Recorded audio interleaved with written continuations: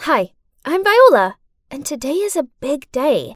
You see, it's my first time ever acting in this awesome short film, but I can't seem to focus at all.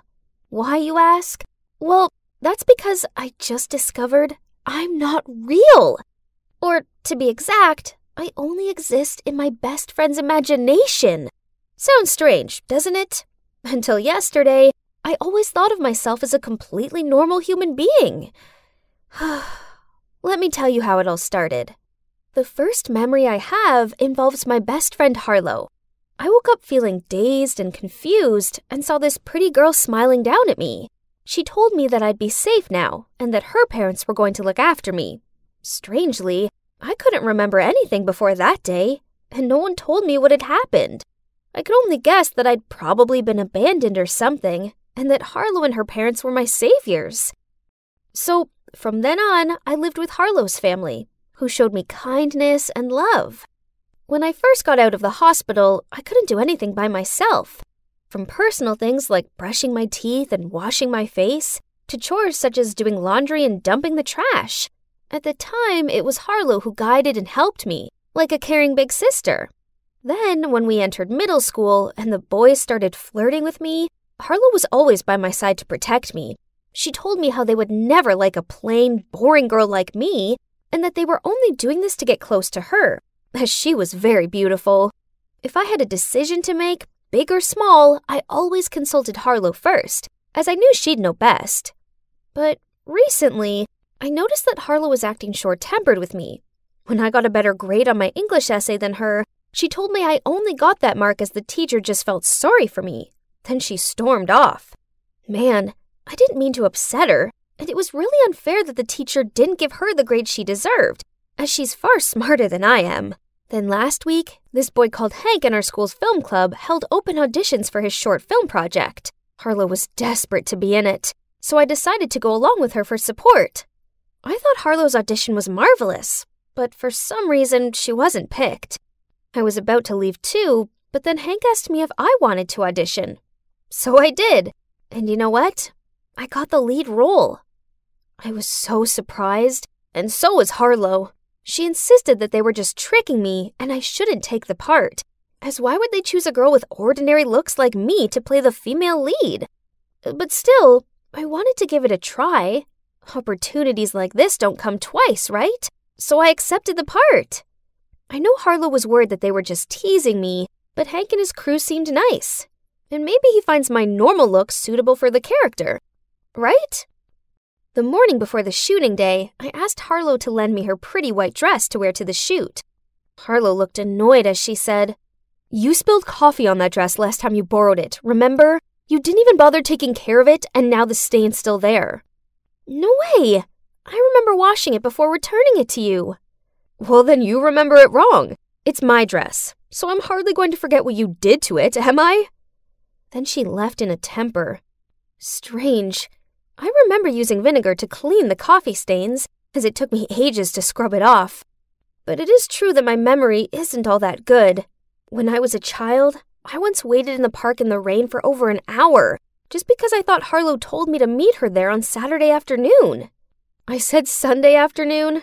I have piano practice today, silly.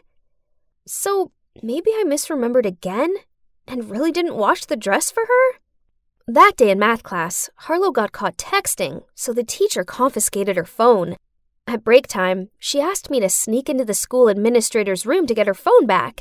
But of course I refused, as I was far too scared to do that kind of stuff. "It's okay, no one can see you." Basically because you only exist in my imagination. What was she talking about? What did she mean by that? For the rest of the lesson, I kept thinking about Harlow's words. When the bell rang, seeing that I was still confused, Harlow pointed to a group of students standing nearby and told me that no matter what I did, they wouldn't see me. And that's true! When I waved my hands and talked to them, no one looked in my direction. I even snapped my fingers in front of them, but they didn't react at all. What is going on? Harlow told me that because she imagined me, she's in control of who sees me or not. Then she told me that if I still didn't believe it, I should go to the school administrator's room to get her phone. Then I'd see that she was telling the truth. The superintendent was standing right across the hallway, but Harlow assured me I'd be invisible to her. My heart was thudding like crazy, but I tried to shake back my nerves and continued to get her phone undetected. Whoa! The superintendent didn't see me at all! So, what Harlow said was true? I only existed in her imagination? That means Harlow's really the one who decides what will happen to me. And who I'll meet? So basically the author of my life story. But does that also mean that I have no control over my own life? Well, if I even have a life. Then Harlow barged into my room and said, "You've never wondered why you don't remember anything about your parents and about the time before you met me, have you?" It was 'cause I lost my memory after the accident. There was no accident, Viola. You have no previous memories because that was when I created you, as I wanted a friend to play with. I kept this truth a secret because I love you, and you always listened to me. But you've been so headstrong lately. After Harlow left, I found myself feeling so down. It turned out my whole life had never belonged to me. No wonder I was so plain and ordinary. All I am is a side character in Harlow's story. After a horrible sleepless night, I didn't even feel like going to the film set anymore. And it's already late anyway. I was laying in bed, spacing out, when Hank phoned me asking where I was. I only exist in Harlow's imagination, so there's no point filming. Huh? What nonsense are you going on about? Stop joking, Viola. We're short on time over here. Seeing that I didn't even bother to reply to him, but just let out a long sigh, he continued. All right then. If that's the case, then you should at least make it count. Would you like to imagine yourself as just a boring nobody? Or a brilliant actress? I suppose Hank's words made sense, so I got myself back together and hurried to the film set. Even if I'm imaginary, I'll make this unreal life of mine unimaginably awesome. The filming was actually a lot of fun, and everyone complimented my acting. They were probably just being nice, but it still felt good. Then Hank came over and congratulated me. Now that filming's over, you can be honest with me. I don't mind. I know you only cast me as the lead as you like Harlow. What do you mean? And the thing you said this morning as well about only existing in Harlow's imagination? I ended up blurting out everything to him, and you know what he did? He laughed. But when he saw that I was struggling to fight back my tears, he took my hand. Viola, listen to me. Harlow's tricking you. The only thing not real in all of this are her words, not you. No way. Harlow's my best friend. She would never do such a thing. If you only existed in Harlow's imagination, how come you still decided, on your own, to show up at film set this morning? How come you still meet other people without her being around? Like, right now. Harlow couldn't have written the script with all these little details, right? Come on, Vi. Think about it. But there was a time when Harlow made me invisible to everybody else. I snapped my fingers in front of them, and they didn't react at all. Hank asked me who these people were, and I told him. He said he'd make sure I saw sense. Then he left. This was so confusing. I cannot tell what is real and what's not anymore. The next day at school, when I was sorting my locker out, Hank dragged a reluctant-looking boy over to me. I recognized him. He was part of the group who didn't see me. Go on. Tell her everything. The boy told me how Harlow had bribed them to trick me. He also said that they distracted the superintendent so I could sneak into her office without being caught. What? I didn't understand why Harlow would do this to me. Hank went with me to confront her, and she faked a smile and said, Silly Viola. It was just a joke. So what about the fact that I can't remember anything about the time before I met you? You said there was no accident. It's also a lie, isn't it? I never said that. Probably you misremembered again like so many times before. I view you as a sister, Viola. I'd never lie to you. I didn't know what to believe anymore. I needed to be alone for a minute. This was all too much to process. So I ran to the nearby park to clear my mind. Suddenly, I felt something cold next to my cheek. It was Hank. He passed me some water and told me to drink it and calm down. Viola, I think Harlow's gaslighting you.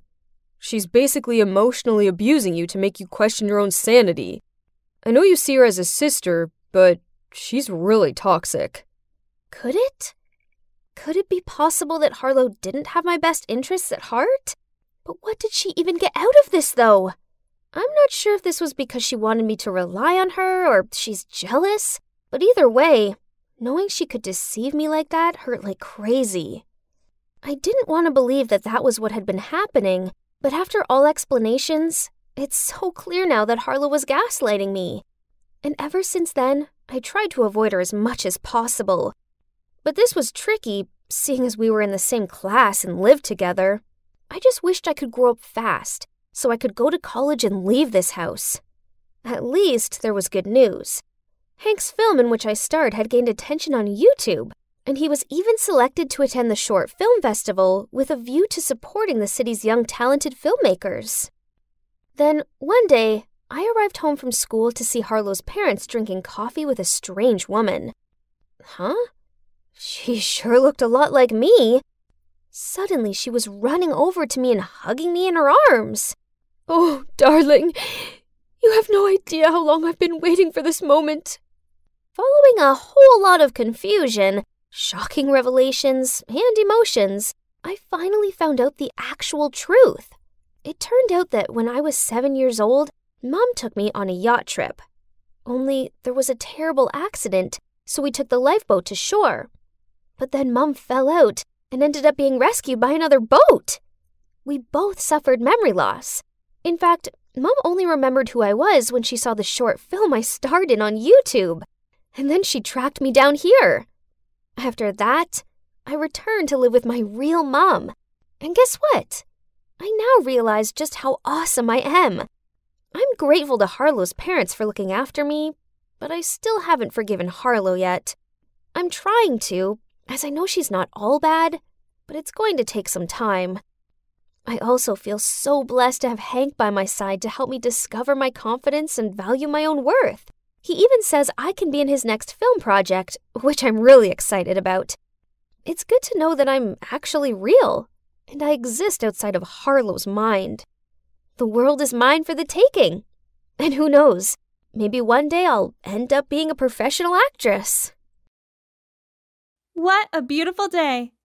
Guess who just landed the lead role in the musical club's next play? Yep, me! As I immersed myself in the rhythm of the music, ouch! I bumped into someone and fell over. Are you blind? You think you're so special you can just waltz around the place as you please? Not again. Why do I keep running into her? That's Kiera, the mean girl from my musical club. I sing, she dances. I always make sure to stay in my lane, but for some reason, Kiera won't stop criticizing me. Ugh, please, you sound like a screeching cat. Give me fingernails on a chalkboard over your squawking any day. Why's she gotta be so mean? Huh?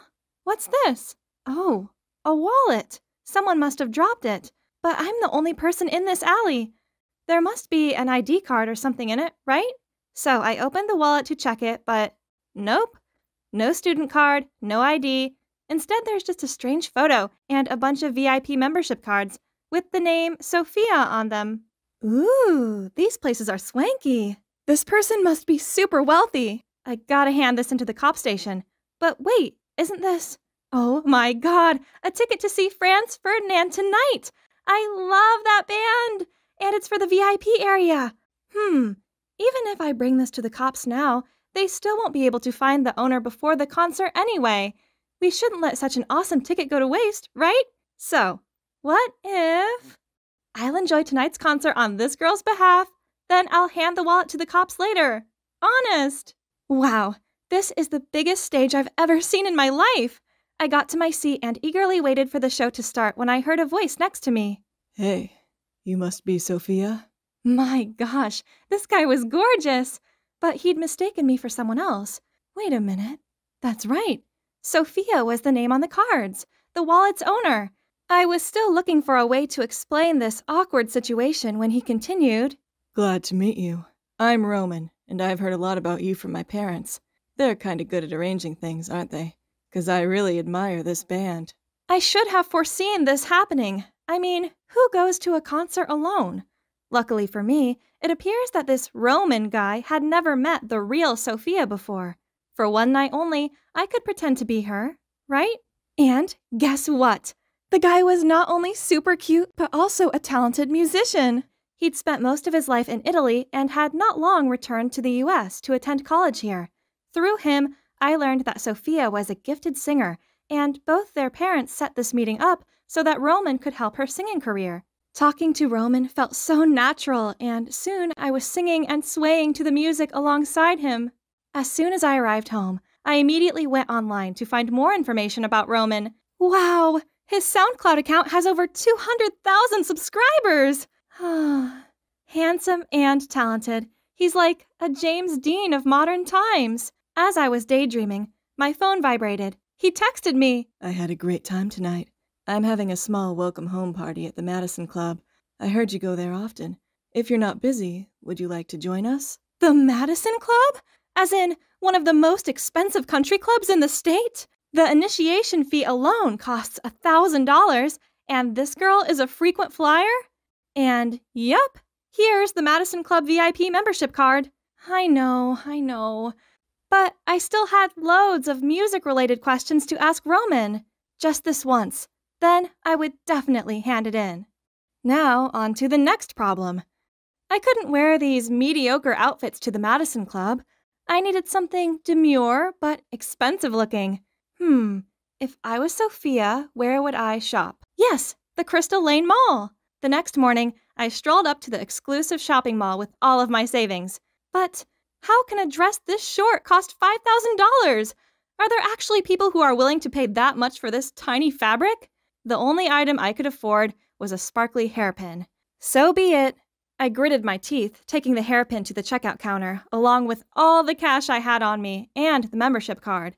But surprisingly, not only did I get the hairpin for free, but they also gifted me this cute bag. Apparently, it was my birthday. Well, Sophia's birthday, to be exact. Honestly, I felt kind of guilty enjoying these services in Sophia's name. But I didn't spend any of her money. Seeing as this bag's a freebie, I get to keep it, right? The next day, I settled on a simple but pretty dress and my beautiful new bag and wore them to school, as I planned to go straight from there to the party. When my best friend Anna came over to me, she took one look at my bag, then gaped in disbelief. A Chanel bag? Did you sell a kidney to buy it? It was a gift. Where did you get that? That's a limited edition for VIP members of the Crystal Lane Mall only. Spill it. It's a fake, yeah? Kiera and her unruly friends were at it again. I tried to pull Anna away as I didn't want any trouble, but she still managed to clap back at them. It's 100% authentic. Maisie's rich boyfriend got it for her. Jealous much? Kiera sneered, then said unless I called my boyfriend over, she would tell the whole school that we were tragic liars. Come on, Maisie. Show them what humiliation feels like. Oh no. What should I do? Thanks to Anna's expectant looks and Kiera's smug grin, I had no choice but to ask Roman to pick me up after school. He says he'll come get me after class. As soon as I stepped out of the school gate, I saw Roman waiting next to a shiny Bugatti Chiron. He greeted me with a smile, then opened the door for me. I didn't need to turn around to know that Kiera was watching me with fiery eyes. After this, she wouldn't dare to look down on me again, right? Ooh, this place was even more lavish than I imagined. As we were early, Roman invited me to sing a song while he played the piano. I started singing, and he too joined in to harmonize, and this moment felt just great. How cool was it seeing him all immersed in music? By the time we finished our performance, I realized a crowd had gathered around us, and they all burst into wild applause. An angelic voice and a genius musician. What a perfect couple. I turned to Roman and saw him smiling fondly at me. Wow, I knew my parents said you were good, but I had no idea you'd be that incredible. Feeling my face heating up, I quickly excused myself, then ran to the bathroom. Well, once I could find it, to calm down. Yeah, so this was a confusing mess, but it didn't change the fact that my heart was still thudding like crazy. This experience was like daydreaming, but maybe I should tell him the truth before things went too far. I returned to see Roman talking with a girl. Seeing me coming, Roman waved me over and said, "Here she is.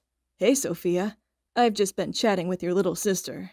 Oh no, I was going to tell Roman the truth myself, but when the girl turned around and, isn't that Kiera? So Kiera is Sophia's sister? Kiera seemed as surprised as I was, as she made up an excuse and left. Did she really just leave without making a scene? The next day, I turned up at school with the wallet and looked for Kiera, only I couldn't find her anywhere. When the last bell rang, I received a message from her that said, "Meet me in the alley behind school." I nervously arrived at the rendezvous spot and saw Kiera waiting there. "Here's your sister's wallet. Sorry I didn't return it sooner." But to my surprise, she didn't even take the wallet. "Thief, you'll pay for that." What did she mean by that? Let me be clear, I didn't steal this. I just picked it up by accident. I was always going to hand it in. Then why did you use my sister's name and membership cards? No more excuses. Stealing is still stealing. If you don't want everyone, including Roman, to know that you're an identity thief, you'd better do what I say. You will sing for me to lip sync at the city's upcoming singing contest. Singing contest? But Kiera's a dancer, not a singer. Suddenly, a voice from behind startled me. "Here you are, Sophia. I've been looking for you." I turned and saw Roman's happy, oh so cute face. He'd be so gutted when he found out that I'd lied to him from the start. Sensing my feelings, Kiera just smirked at me before she left. "Remember our deal, sister?" It turned out that Roman had just finished composing a new song that day and wanted me to record a demo for it at his studio. But this isn't right. I hesitated, then blurted out, "Roman, actually, I'm not—" Roman interrupted before I could finish my sentence and showed me the poster of an upcoming singing contest. Oh, it was the one Kiera mentioned earlier. "You should give it a try. It's a good opportunity." I shook my head sadly. "But I can't." "Why?" "How can I tell Roman that I can't participate in the contest because I have to help Kiera lip sync?" So I just told him some baloney about having a family thing on that day. When I got home, I decided there's only one thing for it. I had to block Roman. It's the hardest thing I've ever done, but I had to stop this web of lies now before they overtook my life. On the day of the singing contest, although I'd pre-recorded the song for Kiera, she still dragged me along with her. That's odd. She didn't seem her usual brash self. Maybe the nerves had got to her. Then, midway through her performance, she misjudged a move and her mic clattered to the floor.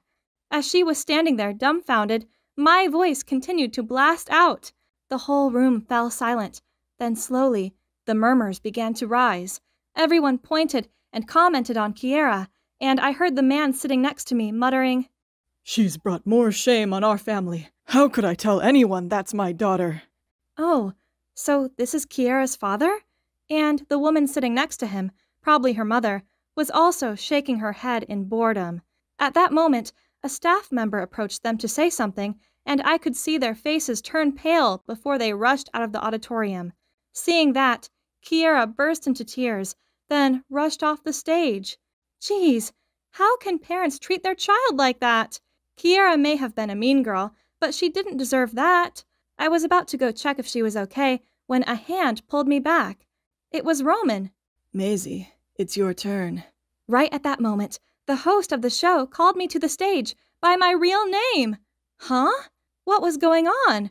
I turned to look at Roman, but, grinning, he just wished me luck and handed me the mic. And the music started. It was the song that Roman and I had sung together. I took a deep breath to calm myself, then sang my heart out. When I ended the performance, all 3 judges stood up to applaud, and the audience cheered me on. Oh dear, am I dreaming? What is all this? Do you know who I really am? "Yeah, of course. I figured that out ages ago." Turns out me not knowing where the restrooms were in the country club gave the game away.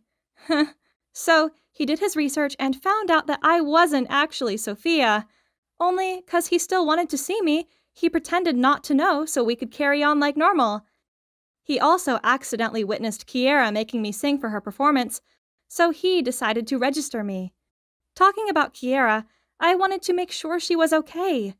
We searched around and found her sitting outside, sobbing. It's okay. There will be other competitions. I'm not upset about that. It's my sister. She's missing. Through tears, Kiera told us about how, from a young age, her parents wanted her and her sister to pursue a career in music. However, Kiera found a love of dance, while Sophia excelled at singing, making her favorable to their parents. Regardless of how many dance contests Kiera won, they always overlooked her talent. Then, when she excitedly told them that she'd bagged the lead dance role in the school play, they just went on about Sophia instead. So, feeling disheartened and jealous, Kiera threw away her sister's wallet, the one that I accidentally picked up that day. In this singing contest, Kiera wanted to win against her sister in front of their parents for once, so she got me into this whole lip-syncing plan of hers. But last night, Sophia found out about it, and they had an argument. Then, in anger, Kiera blurted out nasty things, such as how she longed for Sophia to vanish from her life. Only that morning, she woke up and found that her sister had actually gone. Until now, Sophia still hadn't even shown up at the auditorium when it's soon going to be her turn to perform. What if Sophia never comes back? I shouldn't have been so mean. Roman and I comforted Kiera. Then we went to find Sophia together. Kiera took us to Sophia's fave places, but she was nowhere to be seen. Suddenly, I remembered the picture carefully inserted inside her wallet. This must be a special place for her. This is my family's old house. We used to live here when I was little. We rushed over there and found Sophia sitting idly in front of the house. The two of them ran into each other's arms and sobbed like two children. Through tears, they talked it all out. Turns out, while Kiera was jealous of her sister, Sophia didn't have it any better either. She has been pressured by their parents' expectations since forever, and she did always feel sorry for Kiera because of all the privileges she had. You know, you can't judge a fish by its ability to climb a tree. If singing is your passion, feel free to live it to the fullest. But if it's not, don't be afraid to pursue. It's almost the finish line. Just a little more. Come on, Bolt. We can make it. Yes, we've done it again. So, as you can see, the winner was me, Matilda, along with my horse, the heroic Bolt. This is our third win in a row already. Woohoo! It may only be a small hometown race with a modest prize, but it's still gonna go a long way in supporting my grandparents' farm. Now it's time for this guy to rest. Good boy, Bolt. You did amazing out there. A 16-hand stallion, healthy, glossy coat, and a well-mannered temperament. Geez, the horse dealers even follow me home now? I took a handful of hay, spun around, and hurled it at him. Go away! I don't want your stinking money. Bolt is not for sale. Right at that moment, my grandpa appeared. Matilda, that is no way to speak to our guest of honor. I apologize for my granddaughter's behavior. She's a firecracker at times. Teenagers, you know. Anyway, it's dinner time. Please join us for a home-cooked meal right this way. Huh? Guest of honor? Who could he be? Oh my god. It turns out the man was none other than Mr. Allen, the chairman of Allstellar Inc. Corp., the annual sponsor of my family's farm. I turned beet red and apologized profusely for being so rude to him. No problem, kiddo. I like your spirit. I thought it'd be a good idea to check out the farm I'm sponsoring, and I stumbled upon the racing tournament. Oh boy, you sure can race, can't you, girl? Not many can handle a wet track at that speed. We have our reservations about her skipping school and competing in such dangerous races. But Matilda's insistent that she was a part of this family, so it's her responsibility to help us, her only remaining relatives. Mr. Allen gave me this thoughtful look, then said, How about this? The annual sponsorship for your grandparents' farm stays the same, and on top of that, you can move in with me and have a proper education. Did I hear him right? I gasped. But who will take care of my grandparents? Sweetie, we still have our health. We can run this place just fine. That's right, Maddie. Take your chance. Opportunities like this don't come twice. But what about Bolt? I can't go without him. Bring him along. I have a small horse farm where he can stay. You can help around the stables, and we can call it payment for your school fees, alright? Well, I guess that's settled then. Yay! 1 week later, Mr. Allen sent his driver to pick me up, and the new chapter of my life started from here. Wait. Oh my god. This can't be it! Mr. Allen said it was a small horse farm, but this place, it's enormous. As soon as I stepped out of the car, a girl my age rushed over and hugged me. Matilda, you're finally here! I'm your new sister, Judy. I greeted her back with the widest smile. She seemed so sweet. She led me over to the front porch where Mr. Allen and a woman were waiting for me. It must be my new mom, but why was she giving me such a strange look? Before I could even introduce myself, she turned and walked into the house. Maybe she wasn't feeling very well. That evening, I dined on a lavish meal. We chatted lots, and the Allens seemed fascinated by my childhood life at the farm, especially Judy with her 10,000 questions. Sis, is it true that you have never seen your parents? Yeah, my father passed away in an accident before I was born, and my mom also left me when I was an infant. On hearing that, Judy gently comforted me while Mr. Allen smiled and said, "Now, besides your grandparents, you also have us, your second family. You got a sister, a new dad here, and also your caring mom. Right, darling?" Mrs. Allen flinched and dropped her fork. I immediately leaned over to ask, "Mom, are you okay?" But to my surprise, she just yelled at me, "Don't call me that!" Feeling flustered, I stared down at my plate. Had I done something wrong? Over the following days, I tried my best to get closer to Mom, but I was always met with coldness in return. One time, seeing Mrs. Allen was resting outside, I brought her an iced coffee. But as soon as she saw me coming over, she placed her hat over her face, pretending to be asleep. On another occasion, I complimented her dress, but she just tutted at me, then walked away. I really wanted her to like me, but it was useless. She clearly detested me. But at least I still have Judy and Dad by my side. Judy tried reassuring me that Mom was a good person and that she just needed a little more time to get to know me better. As for Dad, not only did he send me to a top school, but he also encouraged me to follow my passion. All the afternoons when I got to watch horse racing and bet on the winning horse with Dad were so much fun. And as I watched the horses gallop past, a thought crossed my mind. What if Balt and I were the one on that track, winning the race and bringing back the huge prize money for my grandparents? I couldn't stop thinking about this. So one time, on the way back home from a race, I asked my dad if I could compete. And he didn't even hesitate to reply. Why not? You do have a talent. How about give it a go? Oh God, this was so exciting! My foster dad was the best, and I couldn't wait to give this my all and make him proud. After that, he immediately got me a personal coach and a dedicated team of trainers and groomers for Bolt. I'd never felt so happy, and Bolt had never looked so good. Everything was great, except that Mrs. Allen still seemed to have an issue with me. Every time I packed for practice, she always frowned and muttered stuff under her breath. Maybe she's irritated about the fact that an adopted child like me was receiving much more than I deserved, or something. But anyway, whether she liked it or not, with my talent, I'll quickly rise to be a brilliant rookie. One morning after practice, Judy came up to me and said, "Matilda, can you teach me how to ride a horse? It might be a little scary for a first-timer. Are you sure you want to try?" "Yes, please. If I know how to ride, I can spend more time with Dad just like you do." I looked at her angelic, hopeful face. How could I say no? So I helped her onto Bolt and taught her how to hold the reins and do a few commands. It went smoothly at first, but suddenly Mrs. Allen came out of nowhere and shouted, "What are you doing? Judy, come down right now."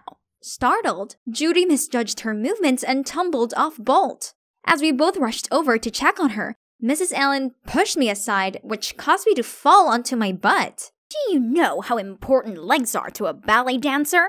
Are you intent on ruining her future?" Before I could reply, she shouted, "What an incompetent kid! Get out of my sight!" Ugh, it was just a few scratches and bruises. Why was she so serious about it? And incompetent? Huh, fine. I'd show her what an incompetent kid can do. From then on, I got my head in the game and continuously won several small and medium prizes. I sent most of my winnings to help out my grandparents and kept the rest to treat Judy and myself to something nice. One day after dinner, Dad called me into his office and told me that the two biggest races of the year, the Grand Shields and the Royal Silverford, were coming up in 2 weeks, and he'd already signed me and Bolt up for them. But the two races were only 1 week apart. That would be too much for Bolt, cause the latest race seemed to wear him out. I mentioned this to Dad, but he was adamant that Bolt would be able to manage it. I didn't want to let Dad down, but I didn't want to hurt Bolt either. I needed time to think about it. As I left the room, I gave a petrified jump. There, in front of me, was a stone-faced Mrs. Allen. She grabbed my arm and yanked me into another room. You can't compete in the races. These are different from your usual amateur events. You're not good enough, and you'll only embarrass our family. Were you eavesdropping on my conversation with Dad? Listen, you're not my mother, so you can't tell me what to do. I will surely join it. Then I stormed out of there. Early in the morning of the first race, I was going to the stables to check on Bolt when I caught two of Mrs. Allen's servants sneaking out of there. What were they doing here? I went to investigate and... Huh? This is not Bolt. What has Mrs. Allen done to my horse? Right at that moment, Mr. Allen walked in with the vet. I told him what I'd just seen and he muttered out, "That woman dares to get in my way, huh? I'll make sure she'll pay for it this time." Then he turned to me and said, "Leave it to me. I'll find Bolt. Go get some rest and prepare yourself for the race." I'd never seen him this stern before, so I just nodded in concern.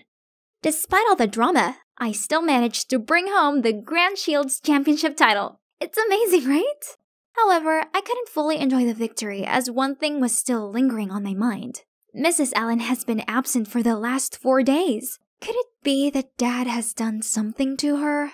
Hey, Judy, did Mrs. Allen say she was going somewhere? Dad told me that Mom's been so stressed lately, so he arranged for her to go to Aunt Anna's villa to rest. Oh, it seemed like what Dad said at that time was just an expression of anger. At least I had one less thing to worry about. You see, my main concern at the moment is Bolt, as his health has clearly deteriorated since the previous race. The vet says he's doing fine, but through Bolt's heavy breathing, I know something isn't right. A week passed by and the day of the second tournament finally arrived. While the vet was checking on Bolt before the race, Dad suddenly pulled me outside. "We must win today's match. I expect a lot from you." I had a bad feeling about this somehow, but I still nodded and assured him that I would do my best. The race was about to begin. Everything's in check. I'm ready for it. But wait, why does Judy look so flustered? Maddie, Mom was not on a trip. The storage room. Dad locked her there because she found out what he was up to. He's doping Bolt. What is she talking about? Could it be that the vet who came in earlier was drugging Bolt then? But no way! If there's anyone wanting to harm me and Bolt, it's Mrs. Allen, not Dad. Listen, Mom only swapped Bolt the other time to protect you. Before I could shape what happened, I saw a burly man covering Judy's mouth and pulling her away. Then a voice whispered in my ear, "Only one game left. Just keep your mouth shut and do it properly. If you lose, I can make things very uncomfortable for you and your grandparents. Got it? Now get on the horse." A chill ran down my spine. I felt like I was gonna vomit. How could the caring, kind man I called Dad turn out to be such a fraud?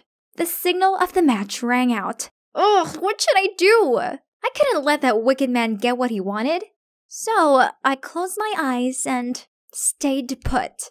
"What do you think you're playing at? Run! Run now!" Mr. Allen went crazy and rushed over to me. But right at that moment, the organizer appeared and asked me to take Bolt for a health check. They led Bolt away and brought me and Mr. Allen to the office, where I was shocked to see a frantic-faced Mrs. Allen cuddling Judy. It turns out that Judy had freed her mom from the room Mr. Allen had locked her in. Then she'd come straight here and handed the organizers incriminating paperwork of her husband's corrupt doings. Mr. Allen glared at me and shouted, "I had to raise you without any benefits just because of her. Now it's your turn to pay me back." Then he immediately charged at me, but Mrs. Allen quickly covered for me and pushed him away, and one of the race organizers restrained him. "Don't you dare harm my daughter." "Huh? Daughter?" Mrs. Allen looked at me with tear-soaked eyes. "Sweetie, please give me a chance to explain. I fidgeted the coffee cup in my hand and stared at the ground while Mrs. Allen told me her side of the story. Turns out she really is my biological mom. Can you believe that? After my dad passed away, in her vulnerable state, she fell for Mr. Allen's forced charm and fake words. But he soon showed his real face and heartlessly separated me and my mom after they married. That's why she could only secretly send money to our farm under Mr. Allen's name. Mom also recognized me from the beginning, but she didn't say anything as she knew that Mr. Allen adopted me just to get Bolt, a horse that could help him win some shady bettings. If I knew the truth and rebelled against him, he would harm me.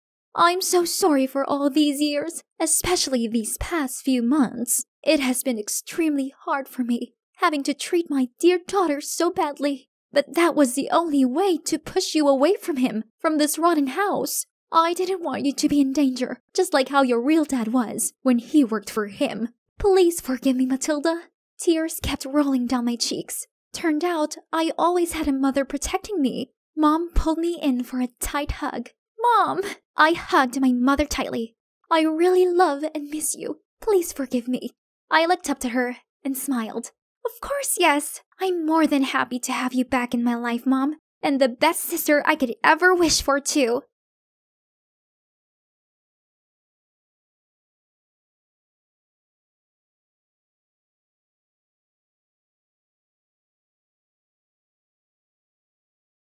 I'm standing in the middle of the room wearing this extravagant dress and a glittery mask. All eyes are on me, but I can sense how ingenuine they are.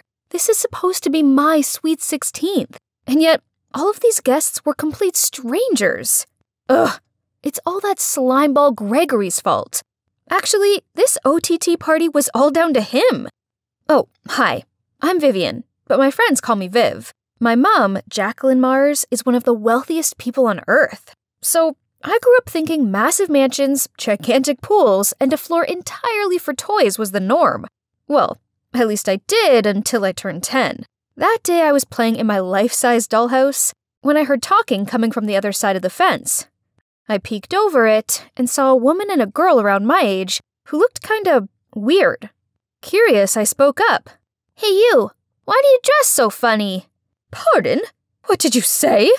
You don't even have shoes on. That's so silly. You're the silly one.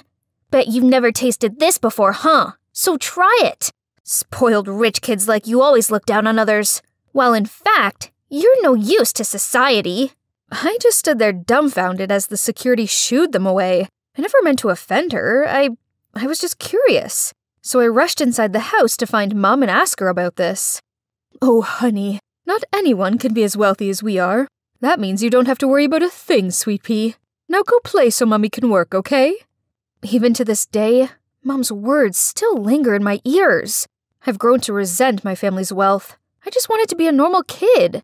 That's why, by the time I got to middle school, I convinced Mom to let me transfer from my private school to a public one and wipe out everything about me online, so no one would know about my influential family.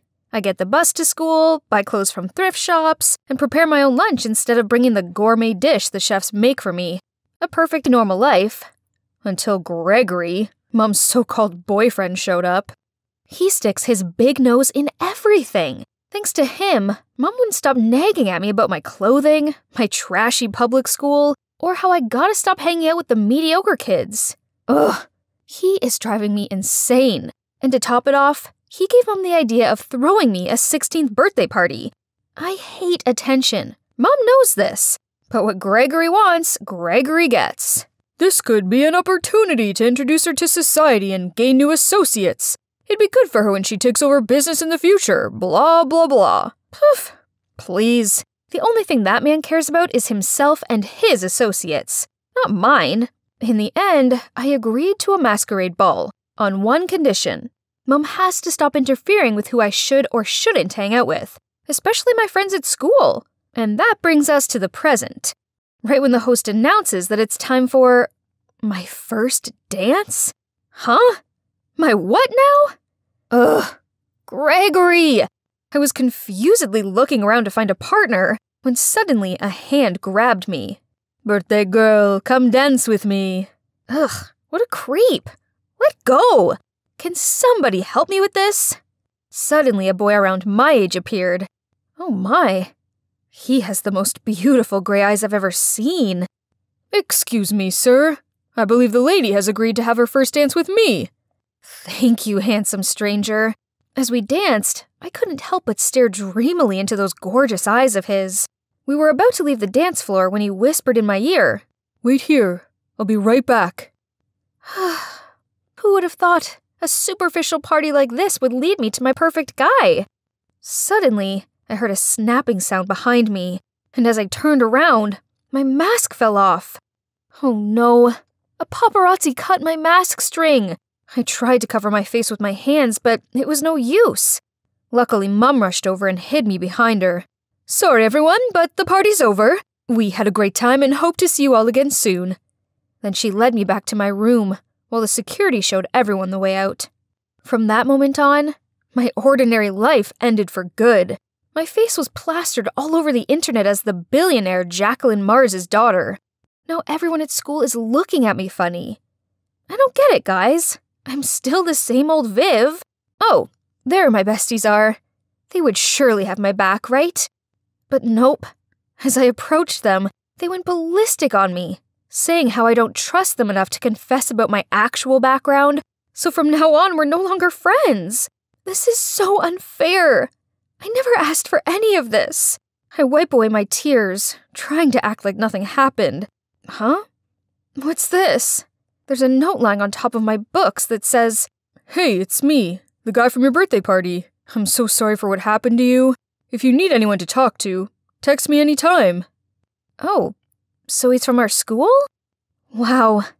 Just when I thought no one's there for me, he showed up again. But there's no name, though. Is he still playing this mysterious game? Okay, I'll just call him my masked knight then. From that day on, we texted nonstop. He just gets me. My family situation, my friends, everything. One time, he even secretly slid a Blackpink concert ticket in my bag, since I once told him that I was their diehard fan. Another time, he sent me a gift card to my all-time favorite ice cream store, Ben & Jerry's, just to cheer me up on a bad day. Aww. This ice cream tastes delicious, but I can't help wishing the masked knight was here with me. All I know is he has the most beautiful gray eyes and gorgeous black hair. Oh, speak of the devil. Hey, I have a surprise for you this Valentine's Day. Hope you're as excited to see me as I am to see you. Finally, I get to meet the boy I'm crazy about. I can't wait.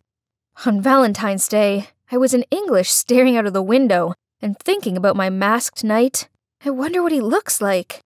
Ladies, I've brought your Valentine's roses. Here you go, Viv. This is it. It's gotta be from him. Happy Valentine's Day. Have a taste of the rose, then come meet me at the pool. X. I quickly unwrapped the candy, popped it into my mouth, then rushed to meet my dream man. Well, where was he? As I tried calling him, the room started to spin. I saw the outline of a blurred black figure, then... Ugh. My head is killing me. Where am I? And whose hand am I holding? Hold on. Those eyes. He must be. Thank goodness you're awake. Are you the one who danced with you at your birthday party? In the flesh. I'm Jeremiah, by the way. I had higher hopes for our first face-to-face meeting, but oh well.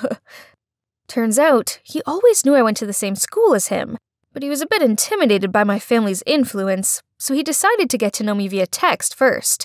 He said the cops had found some sort of sleep-inducing substance in my rose candy. Before I could quiz him anymore on this, Mom barged into the room and hugged me. After making sure I was okay, she turned to Jeremiah and said, "You saved my daughter. For that, I can never thank you enough. Please join us for dinner tomorrow night." Jeremiah seemed hesitant at first, but then he nodded in agreement. The dinner did not go as planned. Between Mom's blatant interrogating and Gregory's menacing looks, I could sense Jeremiah's discomfort. Then when Jeremiah asked where the restroom was, Gregory insisted on showing him. When Jeremiah returned, he seemed flustered and made his excuses to leave. Grr. What had that annoying Gregory said to him? I quickly followed Jeremiah and apologized, but he just smiled and offered to pick me up for school tomorrow. The cops haven't found the culprit yet, so from now on, I'll be your guardian. How sweet. After that, I hung out with him every day. Great, right? Only, somehow it didn't feel the same as when we were texting. Back then we had a deep connection. Now it was just like two friends hanging out. Oh, and not to mention Olivia, Jer's childhood friend who can't seem to leave him alone for more than 2 seconds. One time, Jer and I were at the movies together, but guess who coincidentally appeared and plonked herself down next to him? Yep, Olivia. Worse still, with their giggling and popcorn sharing, I felt like the third wheel. I was not having this again, so I just left for home in this random cab parked outside the theater. But bad luck. The driver doesn't know the way. He doesn't even have a phone, and I had to lend him mine for GPS. The guy snatched it out of my hand immediately. Rude. But wait, it was 9 p.m. already. Why did he still have shades on? And even wore a mask? Right then, I realized the car had passed the town's border. Stop! The car suddenly filled with smoke, and the last thing I thought was, he has eyes that were exactly like Jer's. I woke up finding myself in this old, cobwebby room. Where is this place? And that driver guy? I have to get out of here now. Right at that moment, he came into the room with a smile. Don't you recognize me? Will you have another dance with me? 'Cause I'd love that. What is happening right now? What he just said. Did that mean he's the actual masked knight? Maybe that's why I don't feel connected to Jeremiah. Why did Jer lie to me then? So many questions popped up in my head. Then suddenly I heard a car stop outside. That guy immediately went to check. This could be my chance of escaping. By the time I got downstairs, I saw the driver guy talking to Jeremiah. So I hid behind the door and watched on. Cameron, just stop this. Getting revenge on our father is one thing, but this is a step too far.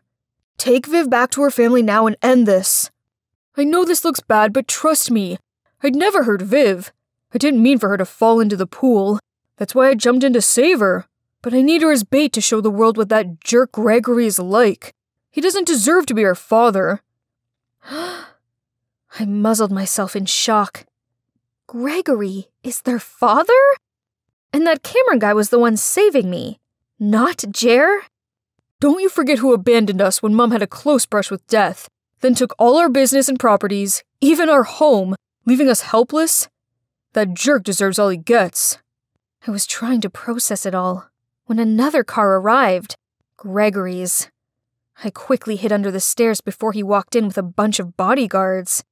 Cameron, Jeremiah, my sons, haven't you grown up so fast? Cut to the chase. Give us back the business and what's rightfully ours. Then we'll let your stepdaughter go. Huh, indeed. Like father, like sons. Very smart. But still amateurs, my boys. You see, all that girl is to me is an obstacle blocking my way to the inheritance. So please, be my guest and take care of that little Miss Annoying. Aren't you afraid we'll expose everything you just said? And who's gonna believe you now? Jacqueline is mesmerized by me, so she'd believe anything I say. That snake. How dare he speak of my mom like that? Unable to hold in my rage, I jumped out of my hiding spot and screamed at Gregory. What did you say about my mom? You slimy, lying traitor. Nice talking to you all, but the fun has to end here. Goodbye. The guards lunged forward, about to tie me up when the cops smashed the door coming in, and behind them was Mom! Stop right there! How dare you do this to my daughter? Gregory's face turned paler than a ghost as he mumbled out, Jackie, honey, why you're here? But just in time to save our baby, Vivian. Cut the act. I already heard everything you said, and you're going to jail for a long time. Then the cops led him and took his crook guards away. Seeing Mom, I was so happy I rushed to hug her. Turns out, her investigations of the pool incident led her to Cameron, so when she confronted him, he eventually told her everything. That's how they came up with a plan to catch Gregory red-handed. Mom and the cops had been waiting in ambush around here for Gregory to show up. Then, well, you know the rest. A lot has happened in 3 months. Mom finally finished all the legal stuff, so now the property Gregory had merged with hers to gain her trust is now signed back over to Cam and Jeremiah. I realized that being wealthy isn't a bad thing, especially as it means with influence like this, I can help other less fortunate people and really make a difference. Now I help Mom with her business and her charity work, and I'm really enjoying it. I'm proud of my hard-working, amazing mom, and I'm proud of who I am. And guess what? I now have real friends who like me for me. As for Jeremiah, well, he apologized about everything. He used to fear his brother was going to hurt me, so he lied to protect me. We made up, of course, and became the best of friends. I'm not sure I can say the same about his brother, though. He did everything he could to beg for my forgiveness, but I just can't. Then one day, Jer asked me to come by his home to visit his mom. She begged me not to think badly of her boys, especially Cameron. He's in love with you, you know? He always talks about you, and how he wishes things would have been different. Oh boy, her words are starting to have an effect on me. When I walked out the door, I saw Cameron sitting on the porch. He turned and looked at me, and I felt my heart pound for my gray-eyed, masked knight. So, taking a deep breath, I walked over to him, just as the sun was setting. I've made it! I'm on the paradise island of Koh Lanta, and I actually get to stay here at this luxurious beachside resort. Hey, I'm Achara, a 17-year-old girl from Krabi Town, Thailand. As amazing as this place is, I'm actually not here on vacation. Instead, I'm here to reunite with the boy I saved 10 years ago. I almost forgot he existed until last week when I came across a Facebook post by Thomas, a famous British swimmer, searching for the mystery girl who saved his life as a child. Thomas is currently in Thailand for business, so here I am, eager to finally see him again. I was waiting by the gate when suddenly sounds of rolling suitcases came from behind me. I turned around to see 2 girls about my age standing there. Who are they? Before I could say anything, the gate opened and a friendly woman invited us inside. According to Mrs. Danvish, Thomas's housekeeper, he had a training schedule in another city and wouldn't be back for a couple of days. Then she introduced us to each other. The short-haired girl is called Sarai, and the longer-haired girl is Kanda. Dearie me, I must say that having 3 girls all claiming to be Thomas's savior came as a bit of a surprise. But I'm sure the truth will come out in the wash. Until then, please all stay here and make yourselves comfortable. So, those 2 girls are pretending to be me? Unbelievable! But no problem. Thomas would soon realize I was the one he was looking for and would kick those imposters out of here. I dropped my suitcase off in my room, then went downstairs for dinner. As soon as I sat down, Sarai spoke out. Stop acting. I know you 2 fakers are just pretending to be me so you can get your hands on Thomas's fortune. You're the fake one? Curly hair and a mole? You really have done your study, huh? OMG, these 2 audacious girls were getting on my nerves. At that moment, Mrs. Danvish entered, followed by the waiter with a trolley full of the most delicious-looking food I'd ever laid eyes on. Now that Mrs. Danvish was here, the 2 imposters immediately changed their frosty attitudes to their bright smiles and sweet-as-pie acts. Ladies, please help yourselves to food and drink. Then tomorrow morning, after you've all been well rested, we shall have a little chat. But how am I supposed to enjoy the food when I have these 2 vultures glaring at me? I quickly finished my meal, then rushed back to my room. I must be well prepared for tomorrow. The next morning, a maid escorted me out to the garden for breakfast. The other 2 girls were already there. On seeing me, Kanda scowled at me, while Sarai made a point of sawing her knife through her omelet. I was about to help myself to some breakfast when suddenly Mrs. Danvish appeared and said, Morning, girls. I hope you're all well rested. She sat down, then continued. Now to the main point. I'm rather curious and was wondering where you first met Thomas. Easy. It was here on this island when I was 10 years old. I was collecting shells on the beach when I met him. Busted. I was only 7 years old then, imposter. Gee, a careless move over there, Conda. Thomas clearly specified in an interview that he'd been 8 years old and the girl who saved him was a year younger. Yes, I met Thomas when I was 7 years old. At that time, my father was a helmsman. I often followed him here, and once I spotted Thomas sitting alone on the beach. Feeling bored waiting for my dad, I came to say hi and hang out with them the whole day. That afternoon, Thomas got a cramp while swimming, and he would have drowned if it wasn't for me. I saved him, then my father and I took him to the hospital.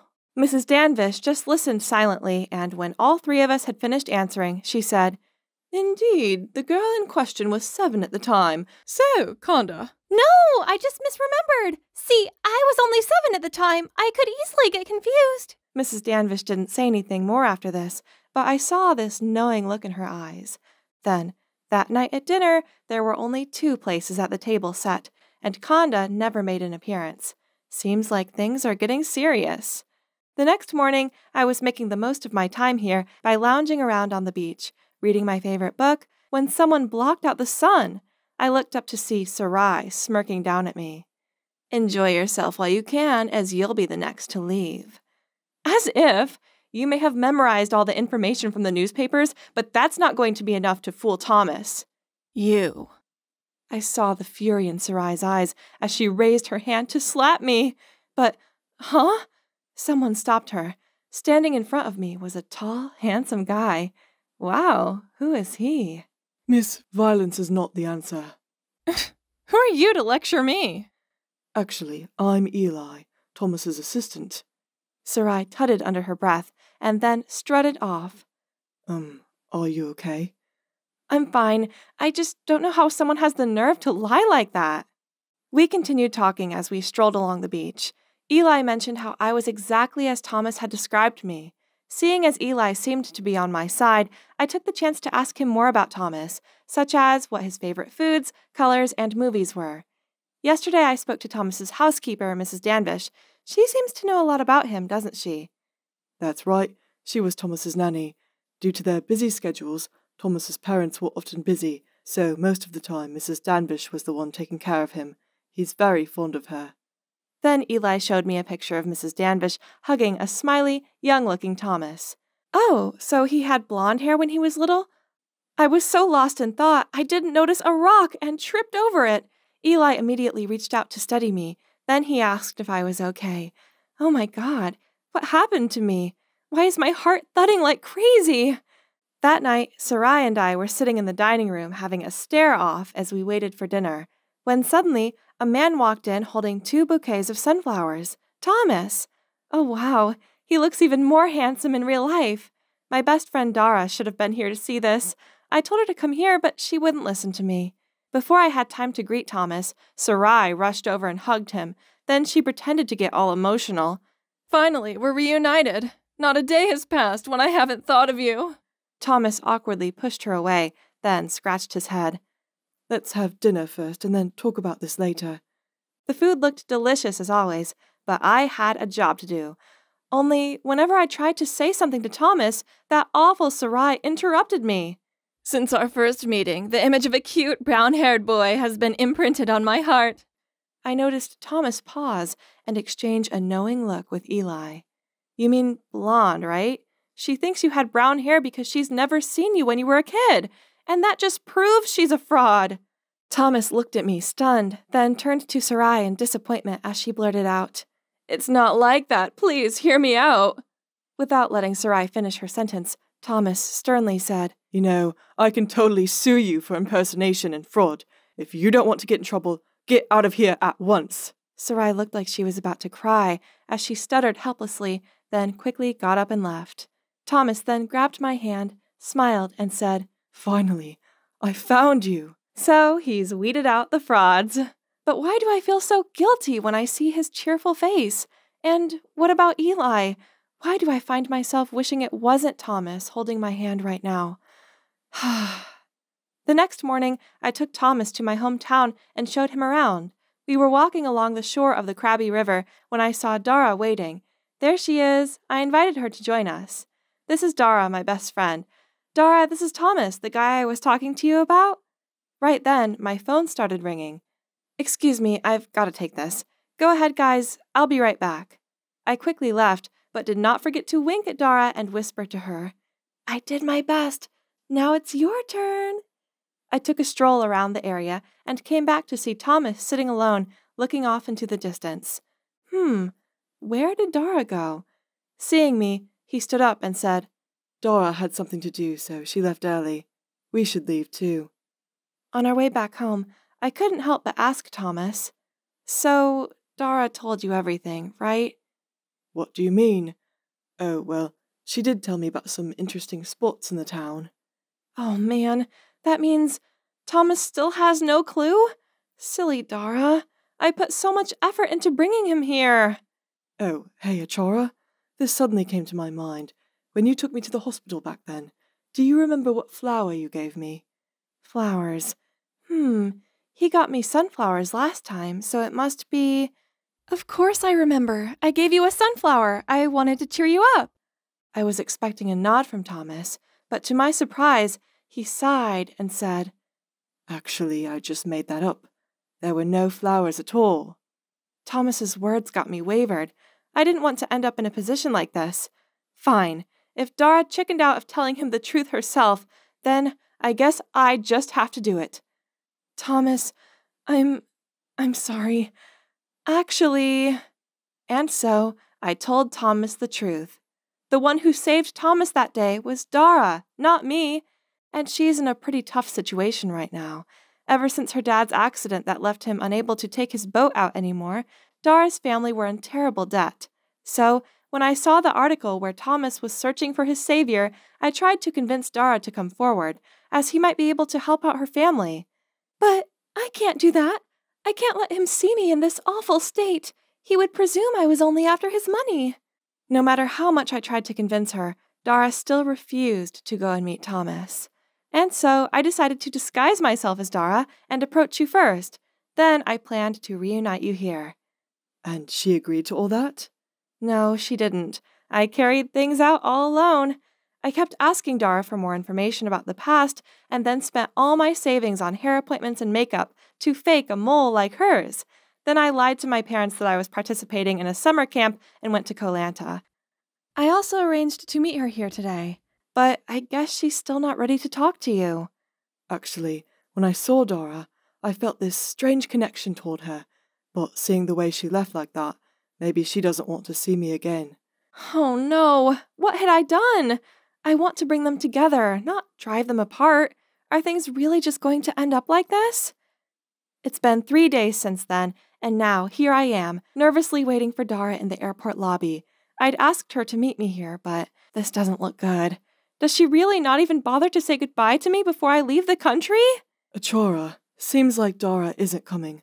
I'm sorry, but we have to go. I gave a solemn sigh and pulled my suitcase when suddenly I heard someone call, "Wait up! Achora!" I turned around and saw Dara running towards me. Oh boy, what a relief!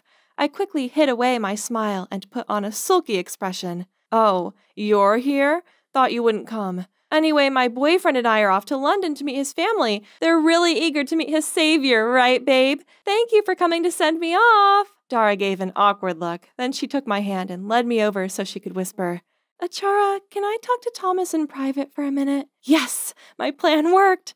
I turned to Eli and gave a thumbs up. Then we rushed off and left Dara and Thomas to talk alone. Did you really think I would let those two idiots give up on each other so easily? No way. I had discussed it with Thomas and planned to fake a cheesy farewell at the airport, and voila! Dara finally realized her feelings for Thomas in this hit-or-miss moment, and the two of them had a happy reunion. Yay! So, what about me, huh? Well, you don't have to worry, because I might have scored this cute, handsome assistant right here. Why is he always late? I've been waiting for my boyfriend Kevin for the last half an hour. I craned my head to see if he was coming, but the only people around were a cuddling couple. I watched the guy kiss his girlfriend on the cheek, then led her over to the Porsche parked nearby. Oh wow, if only... But wait, that guy... Oh my god, it's Kevin!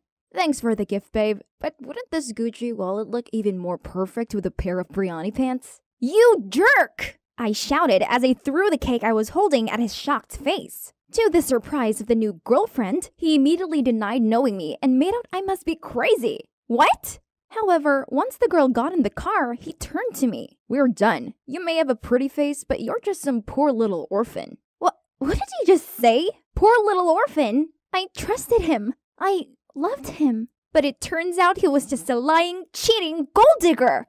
My heart ached through this betrayal, but I still had to drag myself to work. Oh, I forgot to mention, I'm Linda. I've lived at this orphanage since I was little, and my job is to take care of the vegetable garden. If only one day a king would appear, tell me I was the long-lost princess, then take me back to his magnificent kingdom. I was just putting on my gloves when a nun rushed over to me. Oh no, busted. I was gonna get nagged for being late. But to my surprise, she smiled as she handed me a piece of paper. Oh my god, I can't believe it! I've been adopted! Curious, I flipped the paper and checked my adopter's information. Huh? Their year of birth was only 2000? I was eager to read more, but the nun took the paper back. I must have misread it. No way my adopter is barely older than me.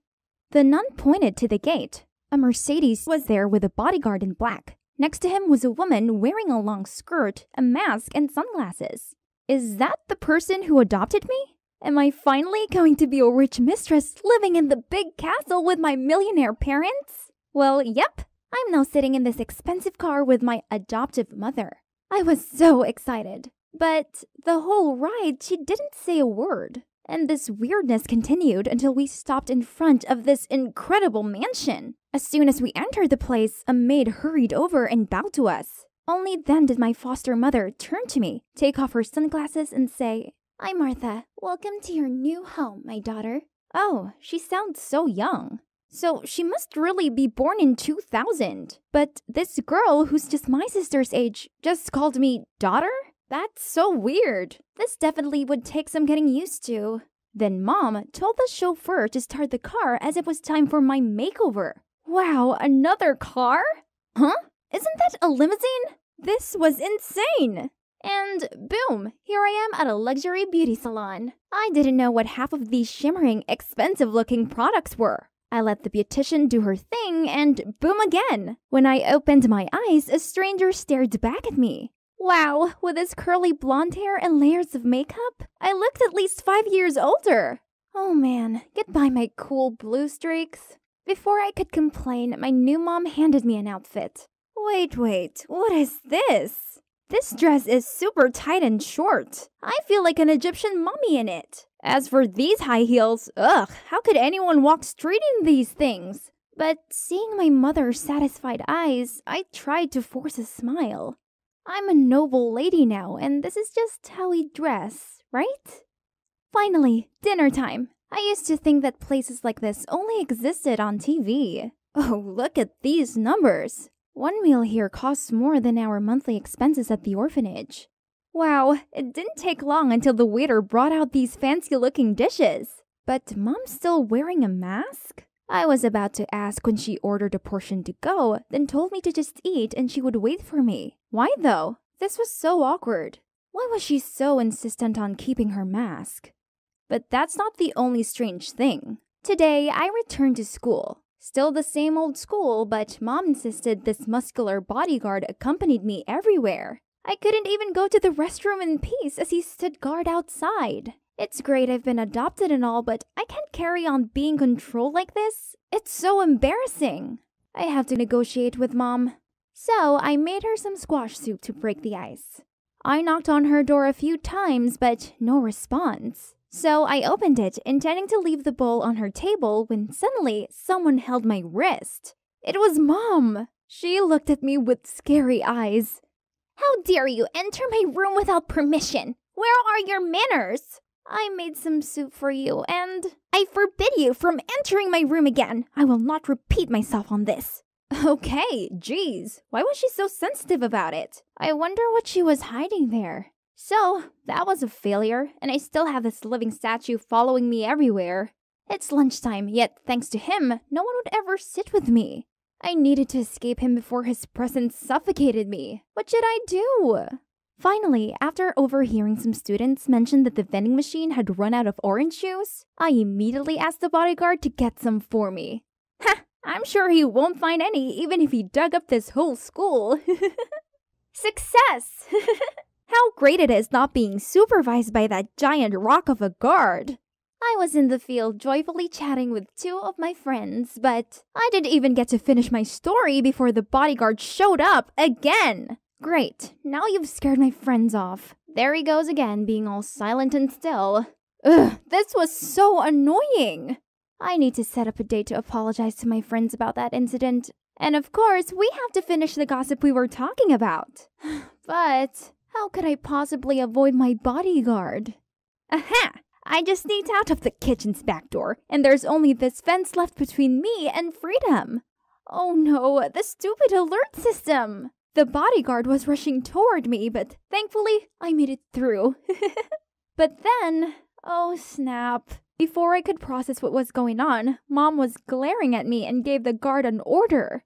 Take her back to her room, immediately! As soon as I was tossed back into my room, Mom started yelling. What is this rag you're wearing? Maids, throw this ghastly clothes away at once. From now on, you'll only wear what I allow you to. And you must not go outside without my permission. Is that clear? Then she slammed the door shut. What? Why was she being so unreasonable?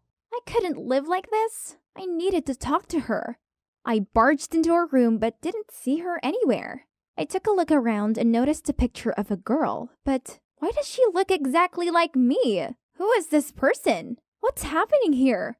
Mom angrily sprinted towards me and grabbed the photo frame. I tried to take it back, and as we were pulling about, I quickly took a chance and snatched her mask. Surprisingly, her wig also came off. Oh my god, Martha looks exactly like me!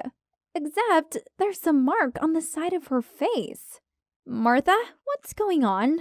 It took a while for her to calm down and tell me everything. Turns out she was due to marry her dream man, but then she was diagnosed with hypochromia, a condition that affects red blood cells and can result in skin pigmentation. She worried if her fiancé found out, he would cancel the wedding. Then she found a picture of me that my orphanage posted on their fan page. Stunned by how similar we looked, she came up with the idea of asking me to replace her on her big day. What? How dare she use me like a tool? I was about to leave, but then she got on her knees and started sobbing. Please help me. I must marry him. Then you can go home. I have lots of money. You can have as much as you want. Please, this marriage is everything to me. I'm truly in love with him. Martha looks so pathetic. I couldn't leave her alone miserable like this, so I agreed to help her. She then shared her Instagram account with me so I could contact her fiancé. So I went on my first date with this man called Elias, wearing a Bluetooth headset connected to Martha's. 5 minutes had passed and he hadn't noticed I was a fake. That was a little strange, huh? Is there something on my face? Why are you staring at me like that? Oh, sorry. It's just you look even more appetizing than this beefsteak. And you're far prettier than the last time we met, Maddie. Every time I set eyes on you, I feel myself blossoming. Ugh, I know. It was a cheese fest. But hey, I was just doing my part here. Then suddenly, Elias sighed and gave me this sad look. My dad is seriously ill and is in the hospital. Right now, we're in a very difficult financial situation. At this rate, I don't know if the wedding will go as planned. So, it would be great if you could help me. Yes, of course. I will help you. Don't worry. Oh boy, what a simp Martha is. As soon as I delivered the line, Elias immediately got up and said he must go to the hospital to take care of his dad, leaving the bill to me. Something about all this seems fishy to me. The next day, I waited for Elias at a cafe. He was late and rushed in, looking all flustered. Honey, did you wait long? You have the money, don't you? I gave Elias the bank card and a small gift box. I wanted to cheer you up, so here's a little something extra. Yeah, Martha had begged me to deliver this gift box to him by hand, saying that his family situation must have stressed him out tons, so she wanted to comfort him. What a rich people thing to do. Oh, a Rolex! Pumpkin, thank you. This watch will surely go well with a Valentino shirt. What a pity I don't have one yet. Wait, I think I'd heard this somewhere before. Oh my god, he sounded exactly like that douchebag Kevin. Was he just using Martha for her money? I decided to pry further and find out. Is your dad better? I would like to visit him. Which hospital is he in? Elias looked confused. He fidgeted with his watch, unable to meet my gaze. My dad's fine. You really don't need to visit him. So you don't have to worry about the hospital bills anymore, right? Oh, no. I haven't paid his bills yet. I can't... I'm just kidding. Of course, it's yours. Now, I'm sure he's no different than my gold-digging ex. I couldn't let this guy continue to take advantage of Martha. I went home and told her right away, but she refused to believe me. Stop talking nonsense. Now, take this cake to him at once. He must be so exhausted after looking after his sick dad. This would be a sweet surprise for him. I struggled to carry the huge cake to Elias's house. Then I saw him standing there arguing with another girl. I should have broken up with you a long time ago. My fiancé is much richer than you. I'm begging you, please, change your mind. The girl cried and pulled Elias's hand, but he just swung his arm and got into the car. Ugh, that jerk Elias! He's treating these girls as hard like they're his playthings. I have to stop this.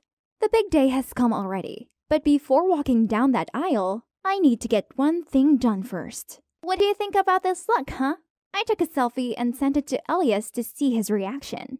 Right at that moment, Martha rushed into the room. What on earth do you think you're doing? Just leave it alone, and we'll have a great show for you to see. Suddenly, I received a message from Elias. Darling, you're as beautiful on the inside as you are on the outside. The love I feel for you is indescribable, and I can't wait to call you my wife. Wow, give this guy an Oscar. See? Oh, really? Then let me show you something even more interesting. Right at that moment, I received another text. Okay, that's my cue to act. I signaled Martha to stay quiet and dragged her over to the window. We took a peek outside, and that's when someone appeared. As I walked up the aisle, I heard gasps from everyone. Geez, had they never seen a pigmentation mark before? But Elias gently smiled at me.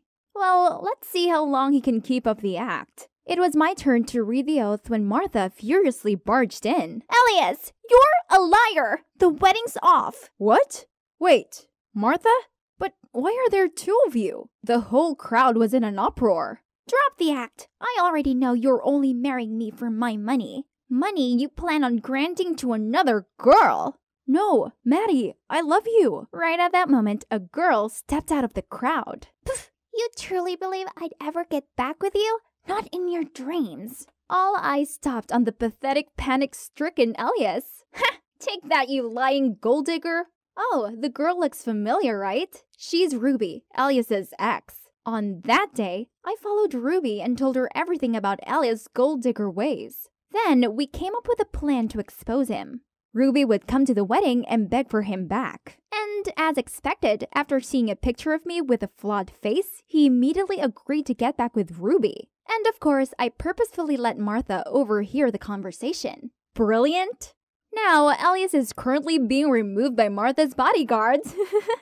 Serves him right. So what happened next? Well, Martha told me about her past. Her parents both passed away and left her a huge fortune. She may have had wealth, but she was lonely, which is why she acted impulsively around Elias. We both learned that love is precious, and it's also worth the wait for someone who loves us unconditionally.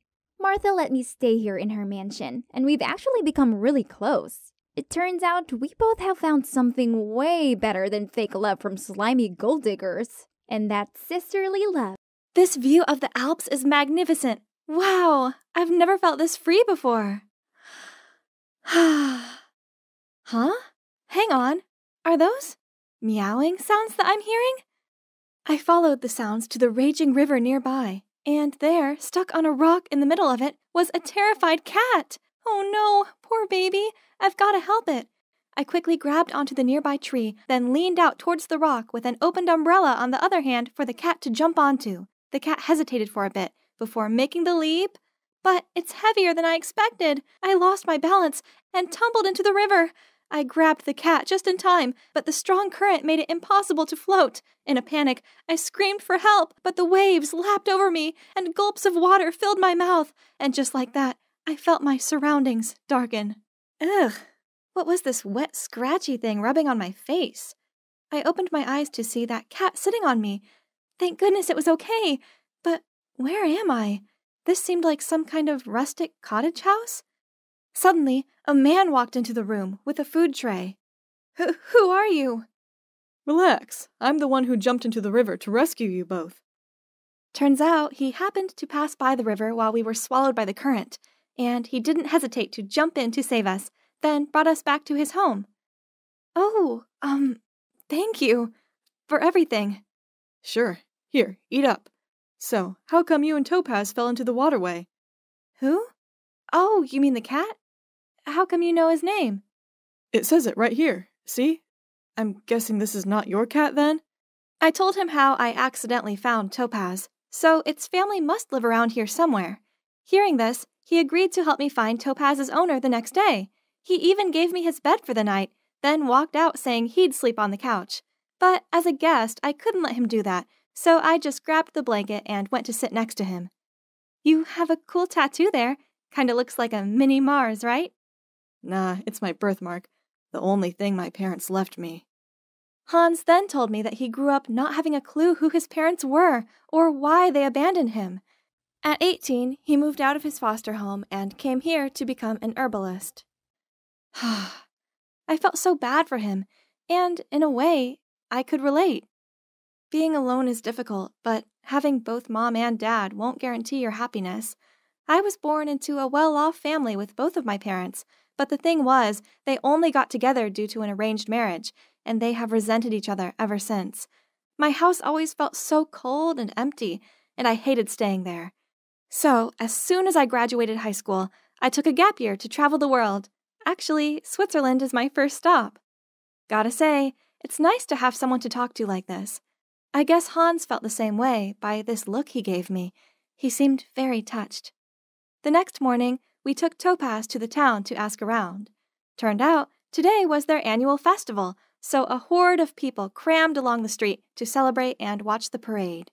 Hans held my hand so I didn't get lost, but somehow the crowd still pulled me away and I ended up stuck among these sweaty people. Suddenly, a hand grabbed mine and led me out of there. Phew, thank God, I couldn't breathe in there. And you know what? A super handsome, stylish guy was standing in front of me. Are you okay? That's when I noticed the tail of my shirt was ripped. Freaked out, I tried to cover it up, so he took out a silk scarf and tied it around my waist. For a second there, I froze to the spot, so amazed by his thoughtfulness. Just at that moment, my phone buzzed with a call from Hans. He told me to meet him at the fountain.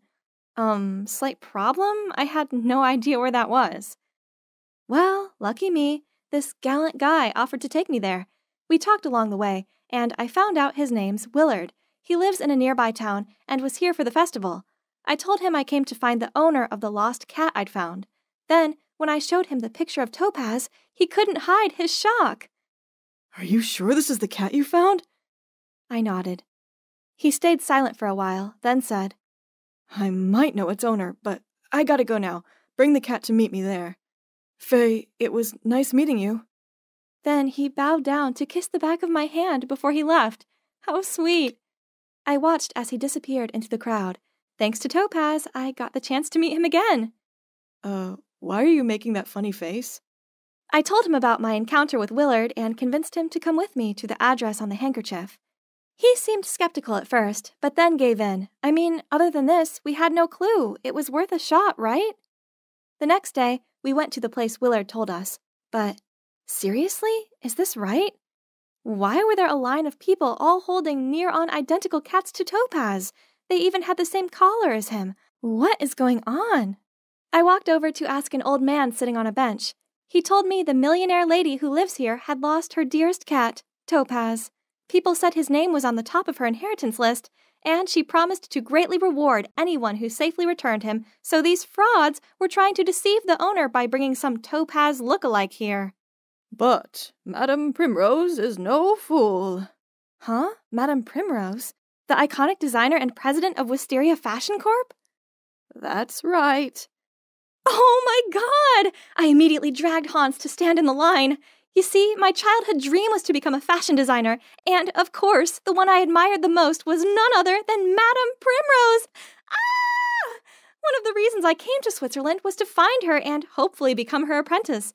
And now look, what are the odds? Finally, it was our turn, but...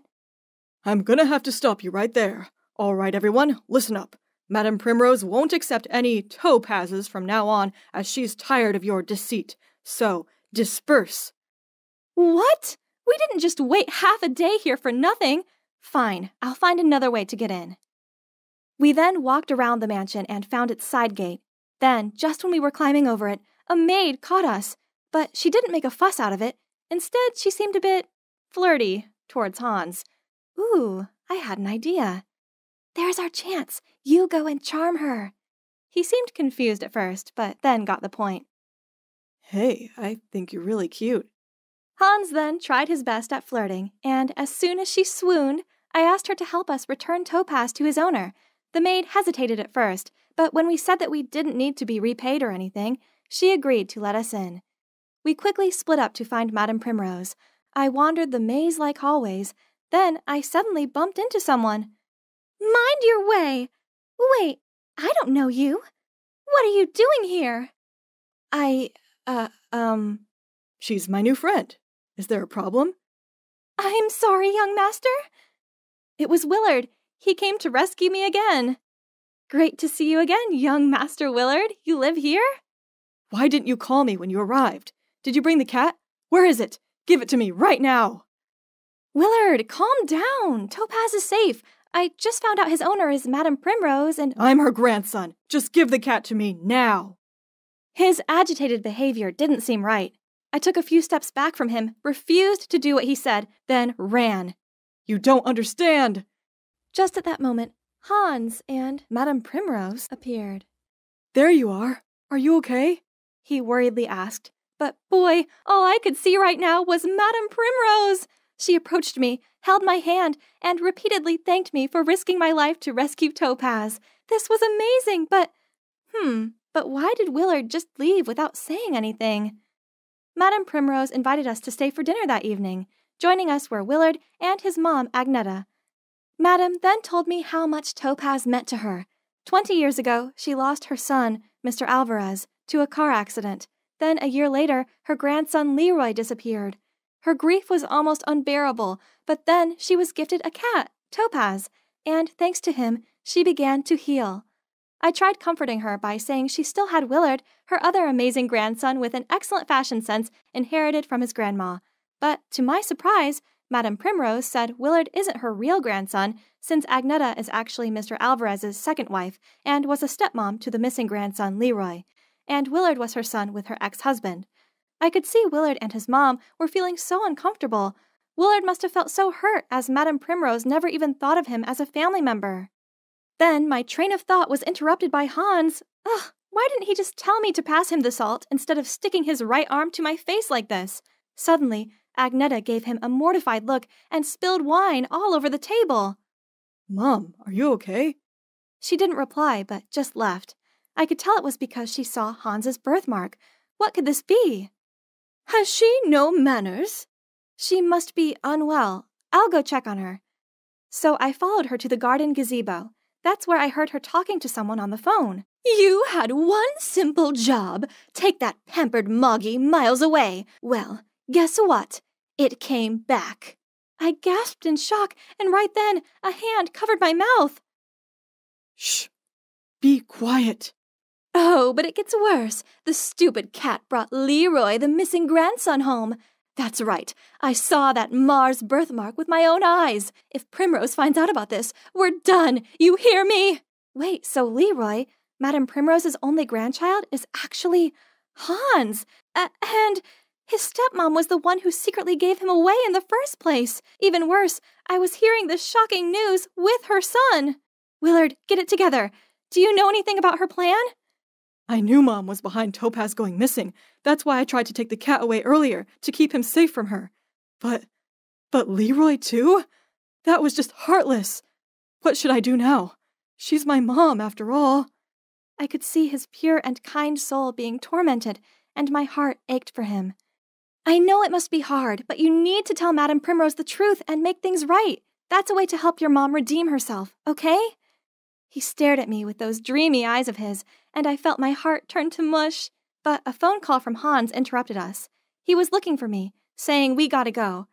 Right, I had to tell him the truth.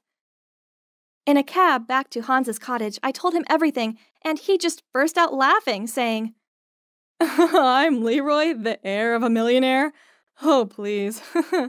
I'm serious. You were brought to the foster home exactly 19 years ago, and you both have this one-of-a-kind birthmark. Okay, so what if I'm really her grandson? I don't even know her, and I'm definitely not rich kid material.